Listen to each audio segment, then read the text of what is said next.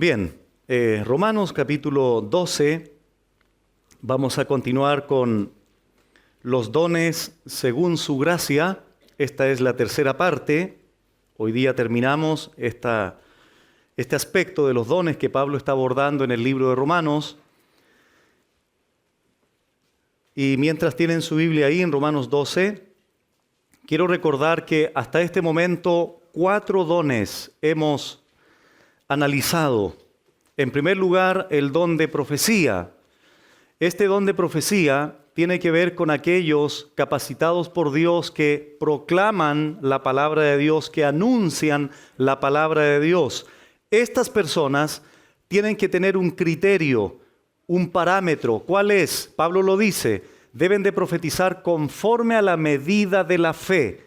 Nadie puede inventar nuevas revelaciones, nadie puede traer cosas nuevas como cosas autoritativas, me refiero, aparte de la palabra de Dios. Ese es el don de profecía. En segundo lugar, hemos visto el don de servicio.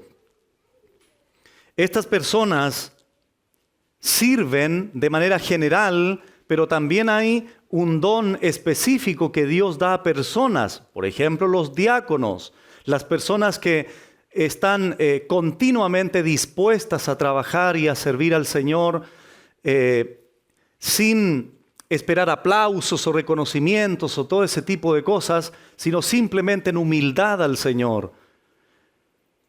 Está el don de la enseñanza también. En tercer lugar, estas personas son dotadas por Dios para explicar, para mostrar las verdades bíblicas. Estas personas tienen esa habilidad dada por Dios de explicar la palabra de Dios al pueblo de Dios para que el pueblo de Dios sea bendecido. Porque una vez más reitero que la comprensión de las verdades es lo que bendice. La explicación es lo que bendice. Claro que una lectura de la Biblia, una lectura preliminar, una lectura observativa, claro que bendice igual, pero no bendice de la misma forma cuando se explica la verdad. Eso es otra cosa. Y eso que estoy diciendo, hermanos, se puede fundamentar de una manera muy clara en Nehemías capítulo 8, cuando Dios usó a Esdras, a los levitas, para explicar la ley al pueblo de Dios, y vino un enorme avivamiento ahí, un enorme gozo, también arrepentimiento y confesión de pecado, sorprendentemente. Pero ¿cuándo vino eso? Cuando ellos pudieron entender la palabra de Dios. Por eso es que los que predicamos la palabra de Dios tenemos que dedicarnos al estudio de ella para explicarles a ustedes la palabra del Señor. Y así ustedes puedan ser bendecidos. Entonces, ese es el don de la enseñanza en tercer lugar. Y en cuarto lugar, vimos el don de la exhortación o el don de exhortar. Vamos a decir algo más de este don hoy día antes de pasar a los 3 más que quedan, porque son 7. Pero algo más diremos del don de la exhortación. Bueno, cuando hablamos del don de exhortar, en la Biblia se refiere a la capacidad que algunas personas tienen para animar a otros, para consolar a otros, para ayudar a otros, para alentar a sus hermanos. Estas personas están en las iglesias. A lo mejor estas personas no lo saben, pero continuamente están animando a sus hermanos, consolando a sus hermanos. Y están estas personas en las iglesias. Y es buenísimo eso, hermanos. Eso fortalece mucho al pueblo de Dios porque una persona no puede hacer todo en la iglesia. Por eso hay varias personas que Dios da, o no sé si varias o no, pero que tienen este don especial, que están continuamente dispuestos a animar y alentar a sus hermanos. Y gracias a Dios por estos hermanos también. Pero la exhortación también tiene la connotación no solo de animar, sino también de decirle, hermano, para, por favor, cuidado, mantente en el camino del Señor. Eso también tiene que ver con la exhortación. No es simplemente, palmotear a la espalda al hermano. No, si el hermano está en un error, hay que exhortarlo también, indudablemente, porque eso conlleva el concepto de exhortación en la Biblia. El último pasaje que vimos con respecto a esto fue 2 Corintios 1, donde vimos, hermanos, que Dios nos consuela en nuestras aflicciones a nosotros. ¿Con qué propósito? Con que tú el día de mañana puedas también consolar a otros. Y mira, hermano, en el momento que tú has vivido aflicciones en tu vida normal, en tu vida natural, tú en el momento no dimensionas, no entiendes, solo sufrimos en el momento, pero el día de mañana tú no logras dimensionar lo que eso va a significar para otro hermano. Tú en el momento no logras dimensionar cómo eso que estás viviendo ahora, ese problema que tienes, esa aflicción que tienes, donde Dios te ha consolado, no logras dimensionar en el momento cómo eso Dios lo va a usar el día de mañana con otras personas para consolarlas también. Ese es uno de los propósitos por el cual Dios a nosotros nos permite pasar por situaciones difíciles para consolar también a otros. Ahora en el viaje del fin de semana, en el último tema, no siempre cuento estas cosas, pero cuando estimo conveniente hacerlo, lo hago. Conté una situación personal para llamar a los matrimonios al perdón. Y en ese momento uno humanamente dice, bueno, los matrimonios, me imagino, serán edificados con esto que uno va a compartir, pero no se imagina hasta dónde puede llegar aquello. Estábamos en el almuerzo el día domingo y justo, bueno, fue una mesa larga y la idea era compartir con los líderes y sus familias. Y en eso estaba al frente una hermana, otro hermano que era, no sé si era el esposo o no recuerdo, pero la hermana me dice, Pastor Adiel, ¿puedo decirle algo? Y comienzan sus ojos a caer lágrimas. Y me dice, eso que usted contó al final marcó tanto mi vida que logré perdonar a alguien que nunca había logrado perdonar. Yo rápidamente pensé, ¿será un vecino? ¿Será un familiar? ¿Será, qué sé yo, un compañero de, no sé, lo que sea? Me dice, perdoné a mi madre. A la mamá. Uno dice, ¿cómo alguien puede tener algo con la mamá? Si la mamá.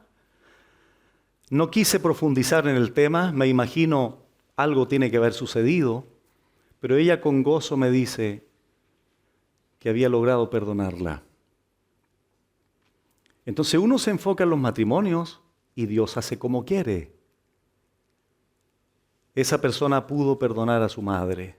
Y ahí nuevamente recuerdo 2 Corintios 1. En lo que Dios a mí me ha consolado, ahora sirve eso para que Dios consuele a otros.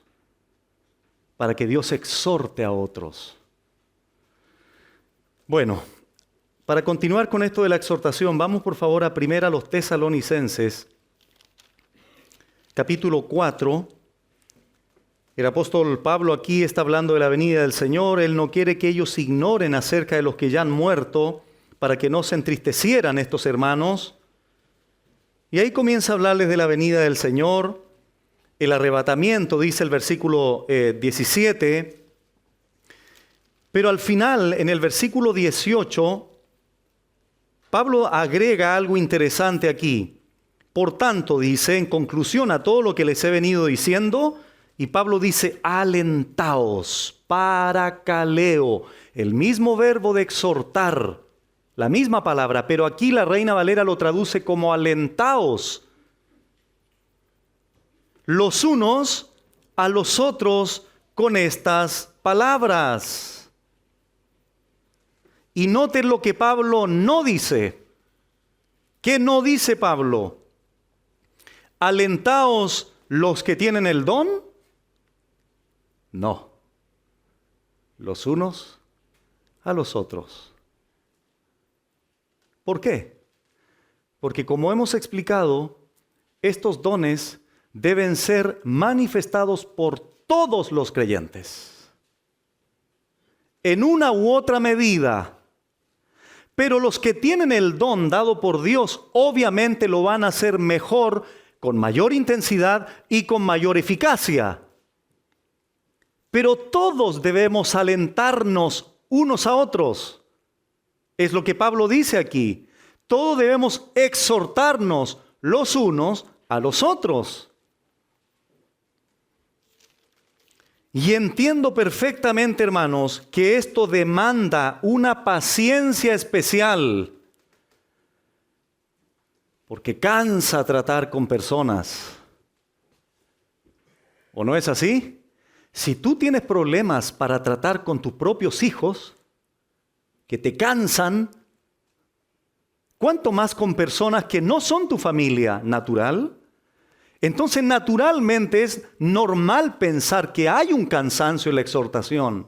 Por eso Pablo le dice en 2 Timoteo, a Pablo, capítulo 4, lo siguiente: que prediques, verso 2, que prediques la palabra, que inces a tiempo y fuera de tiempo, redarguye, reprende, y ahora utiliza el verbo exhortar. Exhorta a Timoteo con toda paciencia, macrotumia en el griego allí.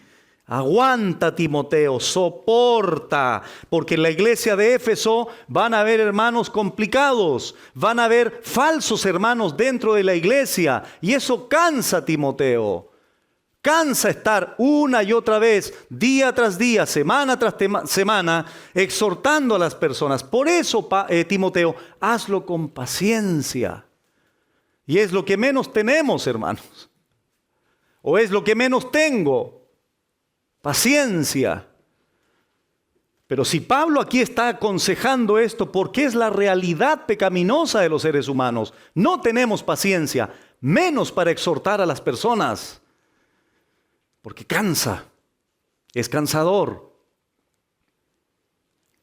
Pero ahí está el mandato, debemos hacerlo con paciencia.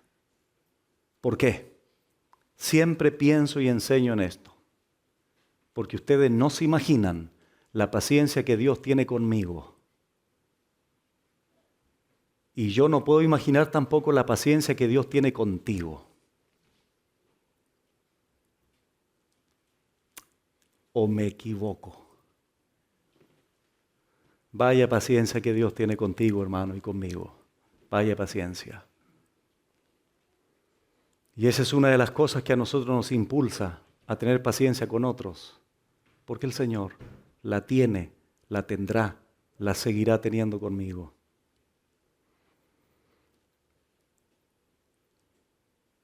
No era fácil para Timoteo lidiar con tantas cosas allí en Éfeso. Murray dijo lo siguiente: la exhortación necesita ser dirigida al cultivo de la paciencia y de la perseverancia, y éstas están íntimamente relacionadas con la consolación. Fin de la cita. Ahora bien, atención por favor a lo siguiente, hermanos. Vamos allí a Hebreos capítulo 10. Atención a lo siguiente, Hebreos 10. Uno de los propósitos de la congregación y el acto de congregarse es la exhortación. Repito, uno de los propósitos de la congregación o el acto de congregarse es la exhortación. ¿Qué dice Hebreos 10, 24, 25? Y considerémonos unos a otros, otra vez la expresión unos a otros, somos un cuerpo, para estimularnos al amor y a las buenas obras, no dejando de congregarnos como algunos tienen por costumbre, atención a lo siguiente, sino exhortándonos en el contexto de la congregación, parakaleo, nuevamente aquí exhortándonos. Pero hay algo muy interesante que agrega aquí el autor a los hebreos, y tanto más cuanto veis que aquel día se acerca. Desgraciadamente, mientras más se acerca el día del Señor, otros dejan de congregarse. El texto dice, tanto más el Señor se acerca a su venida, debemos de continuar congregándonos, porque eso tiene un propósito, poder exhortarnos los unos a los otros.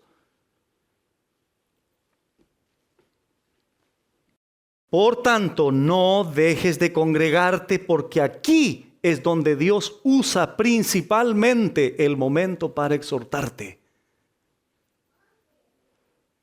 ¿Por qué? Porque cada día que pasa es un día menos para que el Señor venga por nosotros. ¿Qué sucedería? Tú tienes una casa, ¿verdad? Tienes un hogar. ¿Qué sucedería? ¿No sería normal que tú un día salgas de la casa y regreses en 2 meses a tomar 11? ¿Por qué sería anormal eso? Porque es tu hogar, porque es tu casa. Se supone que normalmente estamos en nuestra casa todos los días, almorzamos en casa porque es nuestra casa, tomamos 11 en la casa porque es nuestro hogar, y eso lo hacemos todos los días. Esta es tu familia, esta es tu casa, este es tu hogar. Porque hay personas que pasan 2 meses y no llegan, no se congregan. ¿Por qué? No es normal. Así como no es normal que alguien en su propia familia se desaparezca de la casa por 2 semanas, por 3 semanas. No sería normal eso.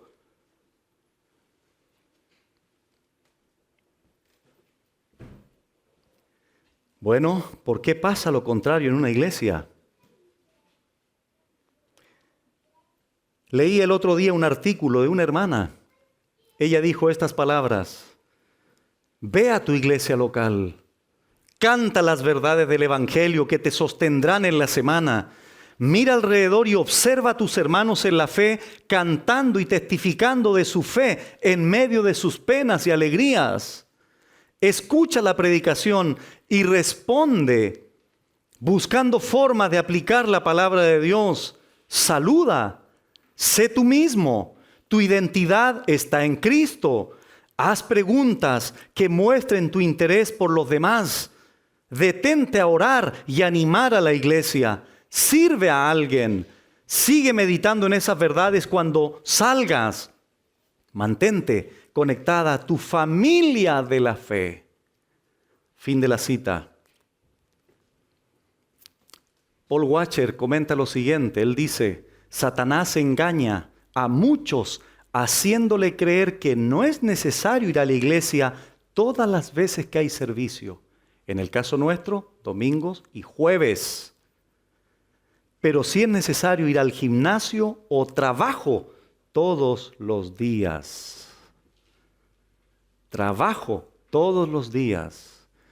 Y miren la siguiente reflexión que es interesante también. El título de esta reflexión es diferencias entre el trabajo o ir al trabajo versus ir a la iglesia. Al trabajo vas 5 días a la semana. A la iglesia 1 día a la semana. En el caso nuestro, 2. Al trabajo eres puntual. A la iglesia llegas tarde. Al trabajo, si te sientes mal, igual vas. A la iglesia, si te sientes mal, no vas. Al trabajo, si llueve, igual vas. A la iglesia, si llueve, no vas. Al trabajo, sin dinero, igual vas. A la iglesia, si no tienes dinero, no vas. Al trabajo con depresión, igual vas. A la iglesia con depresión, no vas. Al trabajo, enfermo, igual vas. A la iglesia, enfermo, no vas. Al trabajo, haces horas extras. A la iglesia, quieres salir rápido. Al trabajo, sin problemas con compañeros. A la iglesia, problemas con los hermanos. Al trabajo, te comprometes y cumples. A la iglesia, no cumples tus compromisos. Al trabajo, te mantiene despierto. A la iglesia, te duermes en el sermón. Al trabajo, trabajas dándolo todo. En la iglesia no ayudas en nada. termina con esta reflexión final. En el trabajo haces las cosas por dinero, pero en la iglesia por amor a Dios. Si das lo mejor para tu jefe, por lo menos haz lo mismo para tu Salvador. La gran pregunta que surge es, ¿por qué hacemos estas diferencias? ¿Por qué? Hasta este momento hemos visto el don de profecía, de servicio, de enseñanza y de exhortación. El don de profecía proclama la verdad, la enseñanza explica la verdad, el don de exhortación aplica y nos anima a obedecer la verdad. Todo está interconectado. Y cuando yo hago esto, estoy sirviendo al cuerpo de Cristo, que es lo que Pablo anteriormente ha venido enseñando. Porque las manos trabajan para el mismo cuerpo. El corazón trabaja para el mismo cuerpo. Los pies trabajan para el mismo cuerpo. Entonces en la iglesia los miembros del cuerpo tienen que trabajar para el mismo cuerpo. No pueden trabajar de manera independiente, sino dependiente del cuerpo, como Pablo ya lo ha venido explicando. Muy bien, en Romanos 12, Pablo continúa entonces, a continuación, en el versículo 8b, Pablo dice, el que exhorta es la exhortación, y este es el quinto don, el que reparte, y aquí está el criterio para llevar a cabo ese don, debe hacerlo con liberalidad. El que reparte con liberalidad. La palabra repartir aquí, el verbo repartir, es compartir o distribuir. Es alguien que cede la parte o porción de uno o de lo que tiene. Este es un don. Tiene que ver con lo material, tiene que ver con lo económico.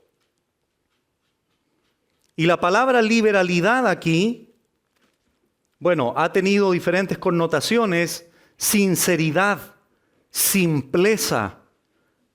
Luego tuvo la connotación de generosidad, un corazón abierto. Y una aclaración necesaria con respecto a este don. Este don no tiene que ver con que tengas poco o mucho dinero. Tiene que ver con aquello que tienes, lo usas de manera sabia y de manera generosa para bendecir a aquel que lo necesita. Estas personas también hay en las iglesias.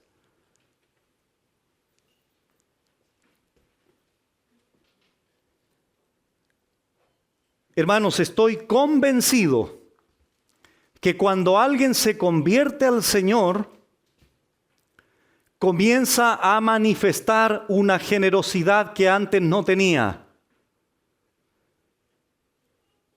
Comienza a ser más sensible a la necesidad del prójimo. Y lo que Dios le ha dado a él, tiene la capacidad de compartirlo, de distribuirlo. Vamos a Efesios capítulo 4, versículo 28.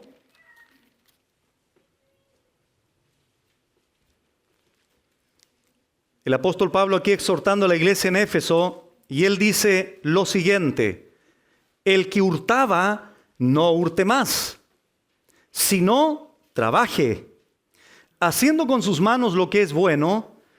Y noten ahora lo que Pablo dice, hermanos, para que tenga que compartir, el mismo verbo de Romanos 12, pero en Romanos 12 dice repartir, aquí dice compartir, pero es la misma palabra griega. ¿Con quién? Con el que padece necesidad. Noten aquí, hermanos, el propósito del que trabaja.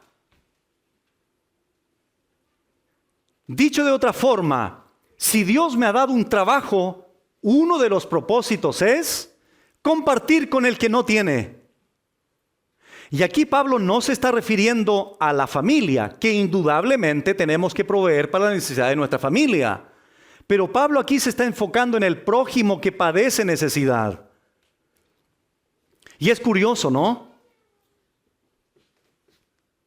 Una de las cosas que le enseño a los jóvenes cuando comienzan a trabajar es que cuando reciban su primer sueldo, muestren a Dios su agradecimiento siendo generosos con su obra.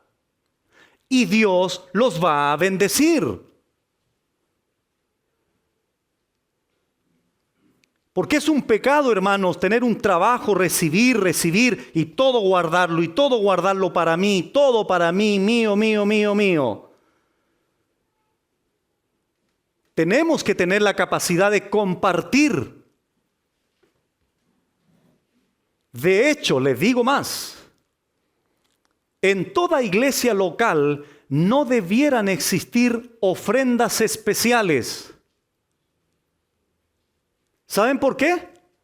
Porque si un miembro de una iglesia ha entendido lo que Dios demanda, siempre debiéramos estar dando generosamente a la obra, cosa que cuando hay alguna necesidad, no recurrir a ofrendas especiales, porque la iglesia está acostumbrada a repartir con liberalidad. Pero ¿por qué tenemos que recurrir a ofrendas especiales? Porque no todos los miembros de la obra de Dios ofrendan de manera con liberalidad o generosa.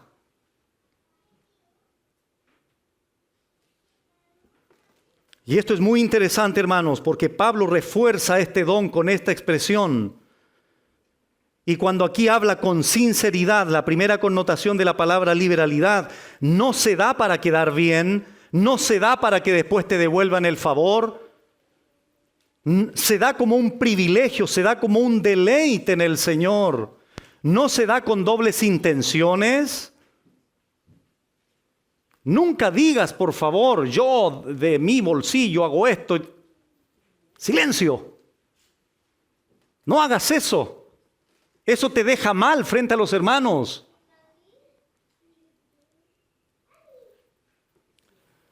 Miren en Lucas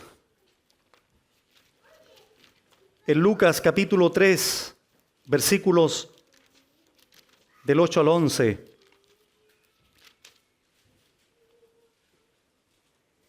Curiosamente aquí, Juan el Bautista está confrontando a estos judíos con el arrepentimiento genuino, y él le dice en Lucas 3:8, haced pues frutos dignos de arrepentimiento, Lucas 3:8, y no comencéis a decir dentro de vosotros mismos, tenemos a Abraham por padre, etcétera, etcétera.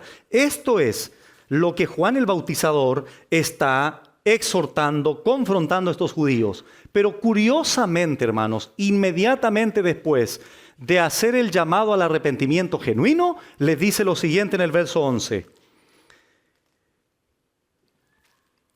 Jesús les dijo, el que tiene 2 túnicas, dé al que no tiene. Y el que tiene que comer, haga lo mismo. ¿Entiendes el punto? Está hablando, arrepiéntanse. ¿Cómo mostramos fruto de arrepentimiento? Generosidad, con liberalidad. Repartan, compartan lo que tienen. Si tienen 2 túnicas, repartan una.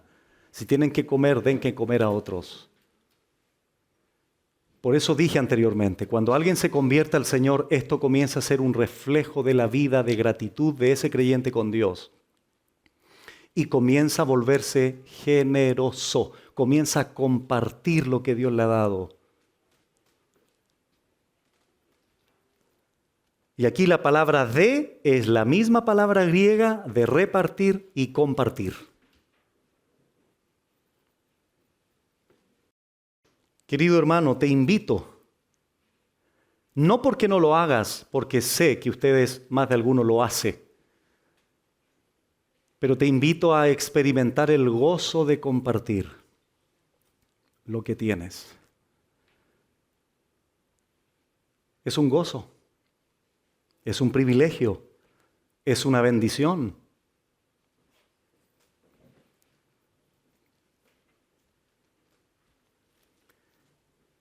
En 2 Corintios, capítulo 8, y esto va a fundamentar lo que dije también anteriormente con respecto a que este don no tiene que ver con que tengas mucho o poco. Tiene que ver con una clave que siempre refuerzo esto. Este pasaje lo hemos leído muchas veces, pero nunca está de más volver a recordarlo. 2 Corintios 8, tenemos aquí a hermanos que estaban pasando una situación difícil económica. ¿Qué dice 2 Corintios 8? Asimismo, hermanos, os hacemos saber la gracia de Dios que se ha dado a las iglesias de Macedonia, que en grande prueba de tribulación, la abundancia de su gozo y su profunda pobreza abundaron en riquezas de su generosidad. La misma palabra liberalidad en Romanos 12. La misma.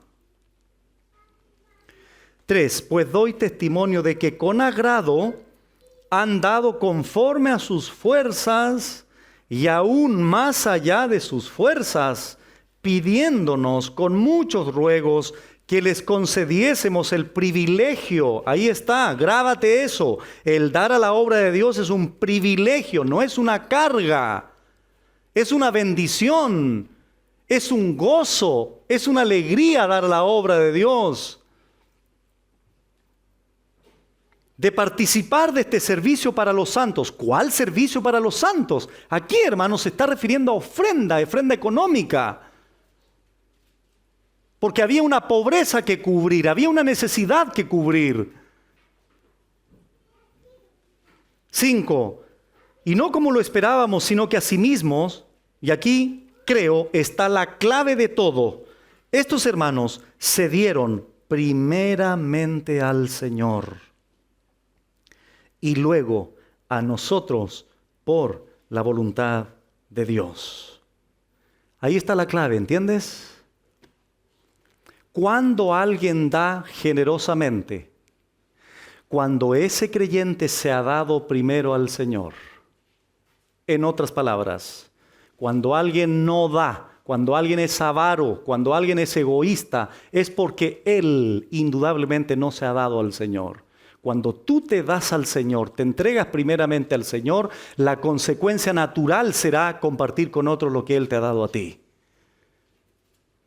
No hay que estarle rogando a las personas, no hay que estarles pidiendo por favor que den a la obra. No hay que hacer eso.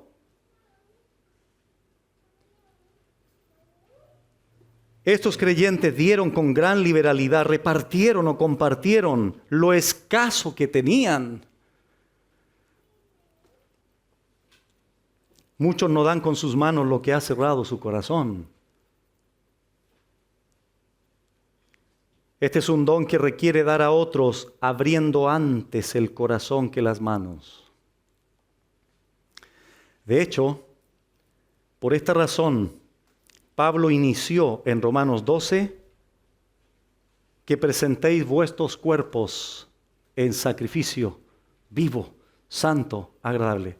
Entréguese por completo. Y ahora, para los creyentes de Macedonia, dice, ellos se dieron primeramente al Señor. Es decir, ellos se habían entregado sus cuerpos al Señor en sacrificio vivo, santo, agradable a Dios. ¿Cómo lo sabemos? Porque lo expresaron a través de su generosidad.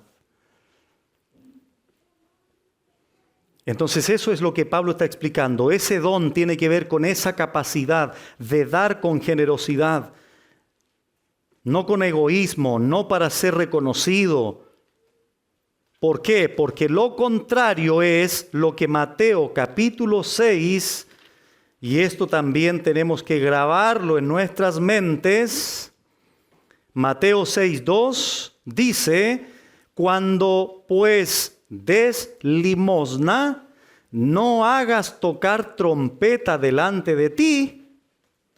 No andes diciendo lo que tú haces, a quién ayudaste, de tu bolsillo, que yo esto, que yo aquello. No hagas tocar trompeta delante de ti, como hacen los hipócritas en las sinagogas y en las calles, para ser alabados por los hombres. De cierto os digo que ya tienen su recompensa.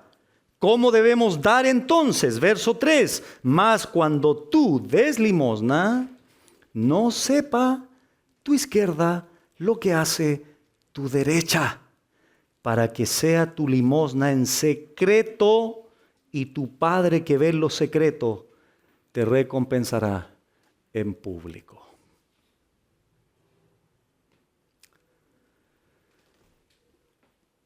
Esto refuerza lo que he dicho anteriormente. Una de las cosas que nos cuesta hacer es eliminar nuestro ego, el yo. Aquí hay un aspecto secreto cuando ayudamos, cuando damos. Y si el Señor permite o alguien quiere reconocer lo que haces, eso es otra cosa. En sexto lugar, Romanos 12, Pablo continúa con los que presiden. En el verso 8 Pablo continúa, el que preside debe de presidir con solicitud. Presidir, proistemi aquí, literalmente significa estar al frente de otros. ¿Para qué? Para guiar, para conducir, para liderar, para mostrar el camino.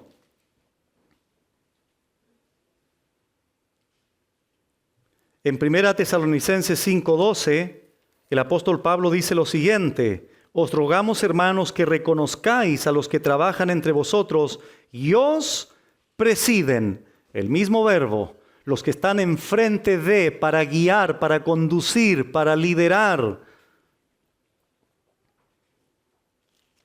Y en 1 Timoteo 5:17, Pablo también dice lo mismo, los ancianos que gobiernan, esa palabra gobernar ahí es la misma, proistemi, los que están parados al frente para conducir, guiar, sean tenidos por dignos de doble honor, mayormente los que trabajan en predicar y enseñar.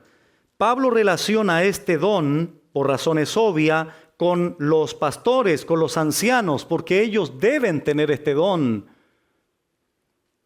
Pero como lo hemos señalado, tú también, querido padre de familia, ¿acaso no necesitas esta gracia de Dios para conducir, para guiar, para presidir a tu familia? Claro pues, claro que lo necesitas. Por lo tanto, todos los padres de familia debieran manifestar esta capacidad de guiar, de conducir a su familia. Pero en el contexto de la iglesia, Pablo aquí se está refiriendo al liderazgo como tal. Ellos deben tener este don. La capacidad para guiar, para estar enfrente de. Y he comprobado, hermanos, a través de los años, que para poder estar enfrente de la congregación necesito estar de rodillas delante de Dios. Por un lado de pies, por otro lado de rodillas. Por un lado al frente de, por otro lado postrado. Por un lado al frente de, en una plataforma, por otro lado quebrantado. Porque sin esto de acá es imposible mantenerse en pie al frente de una congregación. Es imposible.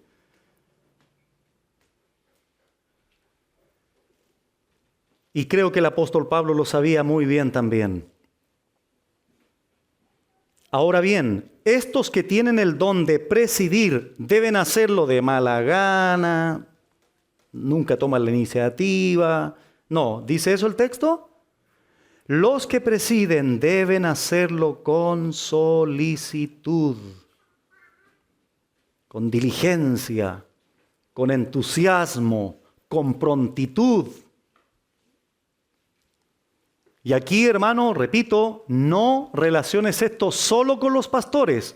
Tómalo para ti como padre de familia. También tienes que presidir con prontitud, con diligencia.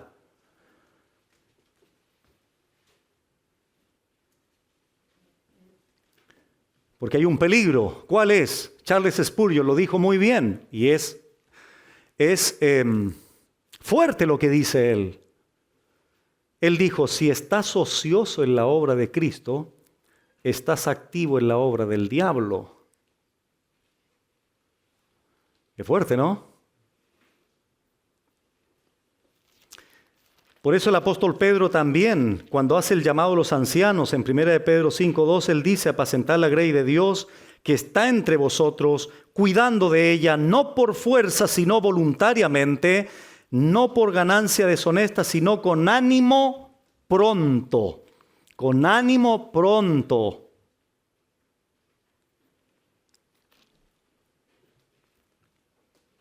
Entonces los que presiden, hermanos, tienen esta capacidad dada por Dios de guiar, de estar al frente, de conducir. Y en séptimo lugar, el apóstol Pablo termina esta lista de dones con el que hace misericordia. Ese es el séptimo don. El que hace misericordia debe hacerlo con alegría. Estos que tienen la capacidad, son los que tienen la capacidad de observar con sensibilidad las necesidades del prójimo. Y no solo observarlas, sino también están dispuestos a cubrirlas. Son sensibles al sufrimiento y el dolor del hermano. Tienen la capacidad de aliviar, no solo con su apoyo espiritual, sino también material si fuera necesario. En Lucas capítulo 10, en la parábola del buen samaritano, una vez que pasó ahí un levita, pasó un sacerdote, porque había ahí un herido, hubo uno en el 33, Lucas 10, 33, pero un samaritano que iba de camino vino cerca de él y viéndole fue movido ¿a qué? A misericordia. Y acercándose vendó sus heridas, echándoles aceite y vino, y poniéndole en su cabalgadura lo llevó al mesón y cuidó de él, cosa que no hizo el levita, cosa que no hizo otro prójimo, sino que este samaritano vino e hizo misericordia, podríamos decir con alegría. 35, otro día al partir sacó 2 denarios y los dio al mesonero y le dijo, cuídamele, y todo lo que gastes de más, yo te lo pagaré cuando regrese. Y aquí hace la pregunta el Señor, ¿quién pues de estos 3 te parece que fue el prójimo del que cayó en manos de ladrones? Él le dijo, el que usó de misericordia con él. Y aquí está el mandato del Señor, aplicando toda la parábola. Versículo 37. Entonces Jesús le dijo, ve y haz tú lo mismo. Ahí está el mandato de hacer misericordia y no hacerlo a regañadientes, no hacerlo con quejas, sino con alegría, con gozo, con disposición.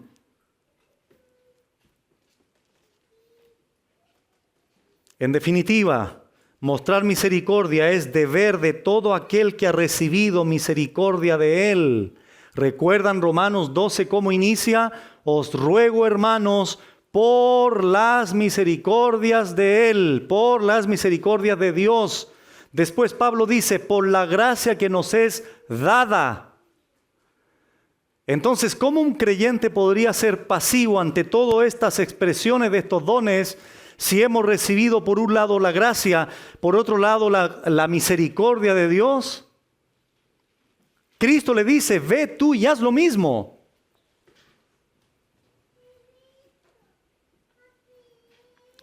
John Owen dijo lo siguiente, cito, los dones espirituales son aquellas gracias y capacidades divinas sin las cuales la iglesia no puede subsistir en el mundo, y los cristianos no podrían ser tan útiles entre ellos y para el resto de la humanidad como deben serlo para la gloria de Cristo.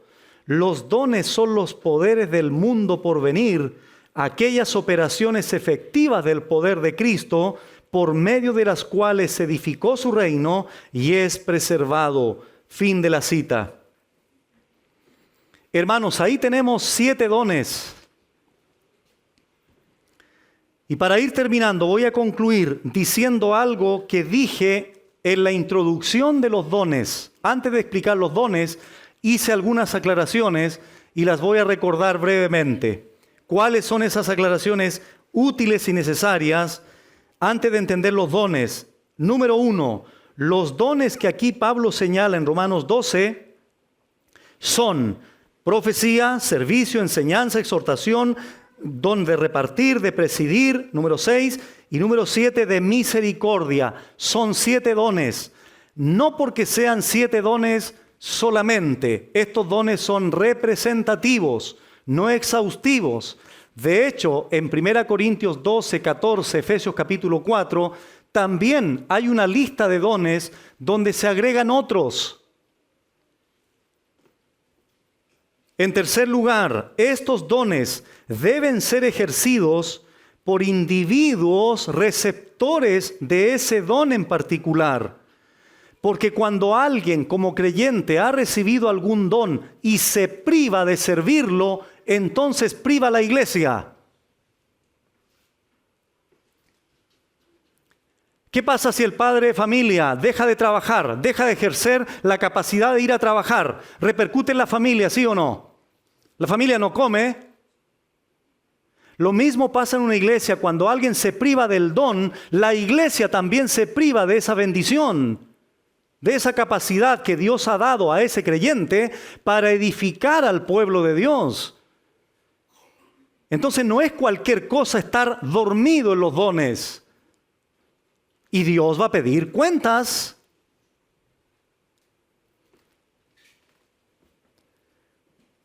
En cuarto lugar, también dije tiempo atrás, no existe el don del espectador.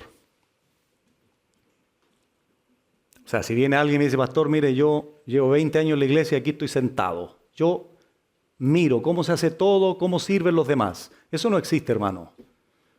Eso no existe. Eso podría quedar para una visita que viene por primera vez y comienza a congregarse y no sirve en nada, indudablemente. ¿Por qué? Porque, bueno, está en conocimiento de la iglesia, etc. Pero un creyente ya, que lleva años entendiendo el evangelio, ha sido salvo por gracia. ¿Por qué no estar sirviendo sus dones? Hay un problema allí. Por eso Richard Baxter dijo esto: no hacer nada es el elogio de una piedra, no la de un creyente.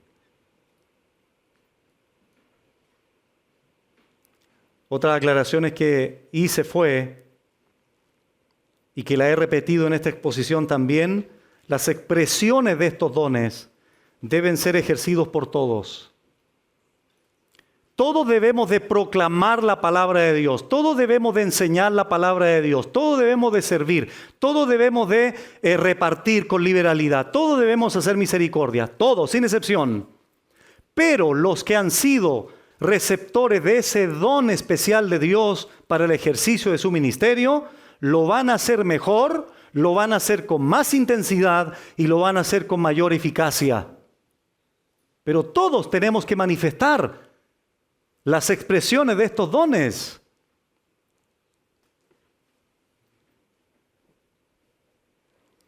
Otra aclaración que hicimos fue que el uso de nuestros dones no es para nosotros mismos, ni es para nuestra exhibición, ni es para que vean lo especial que soy. Los dones que Dios nos ha dado es para la edificación del cuerpo de Cristo. Tu don es mío, el mío es tuyo. ¿Entiendes eso? Lo que yo tengo es tuyo, lo que tú tienes es mío. En el ámbito de los dones me refiero. ¿Por qué? Por lo que Pablo ha venido explicando, somos un cuerpo, muchos miembros con diferentes funciones, pero todos estamos sometidos a una única cabeza, Cristo, el Señor de la iglesia. Y recuerden, esto también es la metáfora del cuerpo. De la cabeza, ustedes saben, ¿verdad? De nuestro cerebro, de ahí nacen las órdenes, los impulsos para el resto del cuerpo. Si yo muevo mi mano ahora, es porque de la cabeza salió la orden para yo mover mi brazo. El brazo no se mueve independientemente de la cabeza. Bueno, así es en la iglesia, o debiera ser en la iglesia.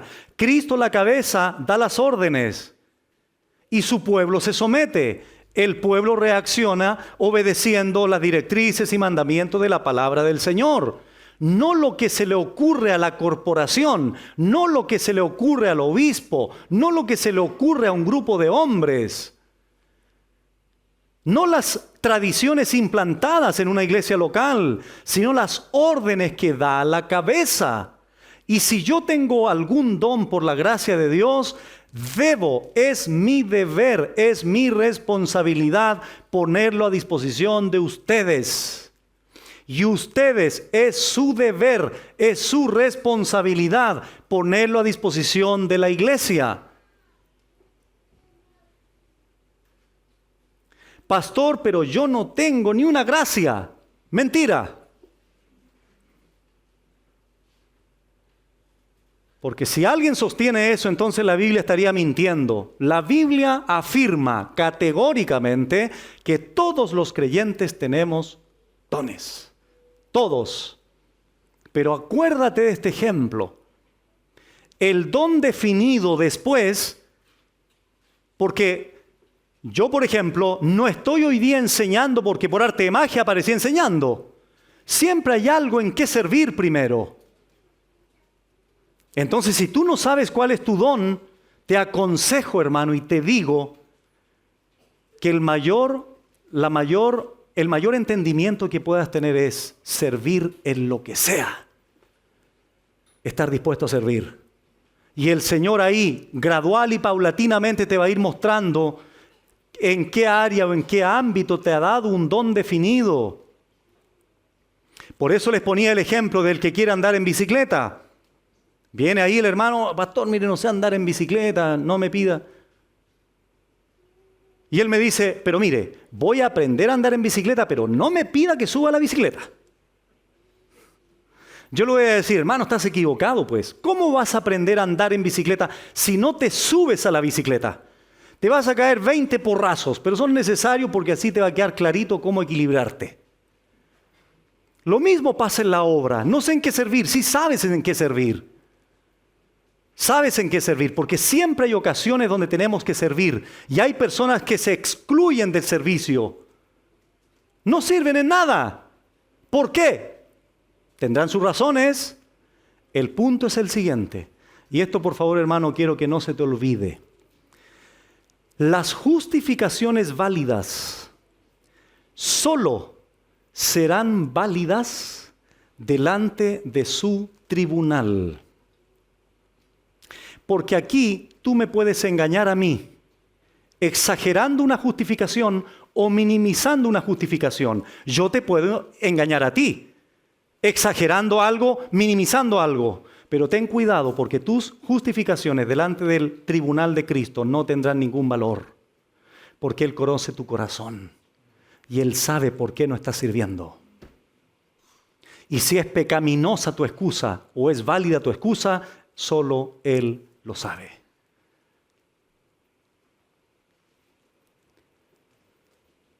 Por lo tanto, queridos hermanos, Dios nos ayude a entender que nos necesitamos, somos interdependientes.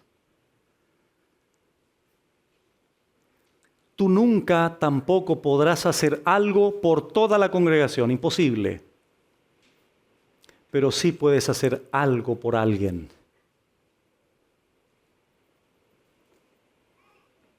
John MacArthur dijo lo siguiente, cito, podemos servir a Cristo solo a medida que seamos más semejantes a Cristo. Podemos ejercer los dones del Espíritu solo cuando nos hemos presentado a nosotros mismos como sacrificios vivos y nos sometemos a su obra de transformación y santificación continuas en nuestra vida. Fin de la cita. Dicho de otra forma, ¿cómo podemos entender que alguien verdaderamente está entregándose al Señor, santificándose en el Señor, en la manera en que sirve a su iglesia? Eso es lo que en otras palabras está diciendo. Ahora bien, con esto termino. Que es un ingrediente o un elemento que vamos a sumar la próxima semana, si Dios quiere. La ausencia de servicio o ejercicio de dones podría ser o puede ser por tu falta de amor a Dios y a tu iglesia. Por eso en el verso 9, Pablo dice, el amor sea sin fingimiento.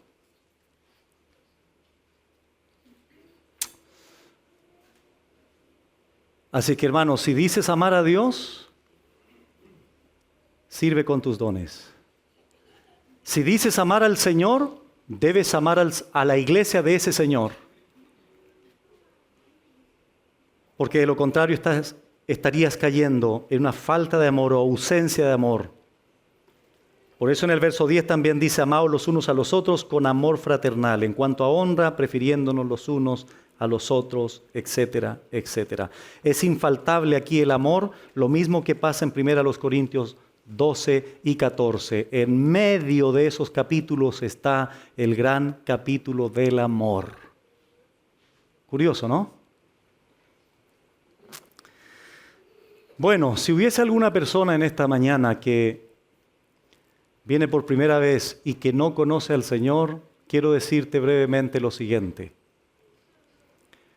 Si bien es cierto, has escuchado esta exposición que tiene que ver con capacidades que Dios nos ha dado para el ejercicio en la obra de Dios, quiero decirte que hay un solo don, que es el don supremo, el don mayor, el don más maravilloso que un ser humano pueda recibir.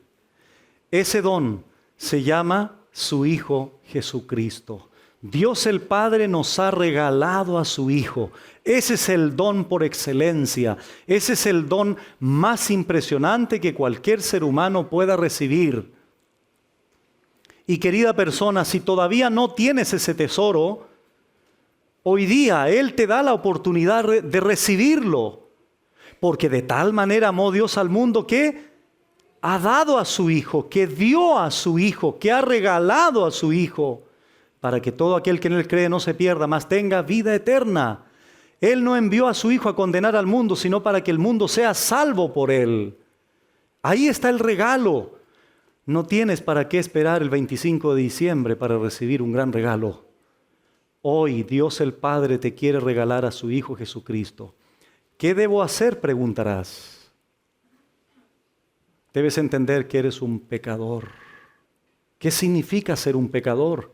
Has violado la ley de Dios, has ofendido a un Dios santo, has vivido una vida distante del Señor, separado de Él, y Dios lo sabe, y por eso, como estás perdido en tus pecados, Él te quiere salvar. ¿Cuándo me quiere salvar? Ahora te quiere salvar. Porque hoy es el día de salvación, dice la Biblia, no mañana. No sabes qué pasará mañana, no sabes qué pasará el otro mes. Ahora arrepiéntete, cambia tu manera de pensar y para eso solo Él puede hacer la obra de gracia en esta mañana. Pídele perdón al Señor ahí donde estás. Arrepiéntete de tu pecado y Él te dice, yo puedo perdonar todos tus pecados y darte esa gloriosa y bendita vida eterna. Pero debes rendirte a Él, porque Él es el Señor, y Él murió en la cruz, y Él derramó su sangre para poder perdonarte y salvarte para siempre por su bendita obra de gracia mediante la fe. Oramos al Señor. Padre bueno, gracias te damos por estos dones maravillosos, por estas capacidades y habilidades que tú has dado a tu iglesia para el ejercicio de la misma, para el ejercicio, la honra y la gloria de tu nombre y servicio también de nuestros hermanos. Gracias por entender un poco más acerca de estos dones. Gracias, Señor, porque esa misericordia y esa gracia. Tú has regalado a nosotros, Señor, estas capacidades para poder servirte. Ayúdanos, Señor, a perseverar en ti, a disponer nuestras vidas en tus manos, a retomar lo que hemos dejado para honrarte, para glorificarte, para exaltarte y poder servir y amar también a nuestros hermanos con esas capacidades que tú nos has dado. Y si en esta mañana, Señor, quieres salvar, trae por favor también arrepentimiento, trae fe al corazón que no puede creer humana y naturalmente en ti. Transforma los corazones, cambia la mente, Señor, y que estas personas puedan creer, arrepentirse, confiar en ti, puedan venir a ti, Señor, verdaderamente, genuinamente, contrito y humillado. Y a esos tú no desprecias. Todo el que viene a ti, rendido, reconociéndote a ti como el único y suficiente Salvador, tú no le echas fuera. Tú abres tus brazos benditos de misericordia y de gracia y los perdonas y los salvas. Gracias porque así has sido con nosotros, Señor. Tú nos has perdonado y nos has salvado para la gloria de tu santo nombre. Descansamos en el poder de tu palabra, descansamos en el poder de tu evangelio. Nosotros simplemente lanzamos la semilla, tú eres el que dará el crecimiento. Oramos en el nombre de Jesús. Amén.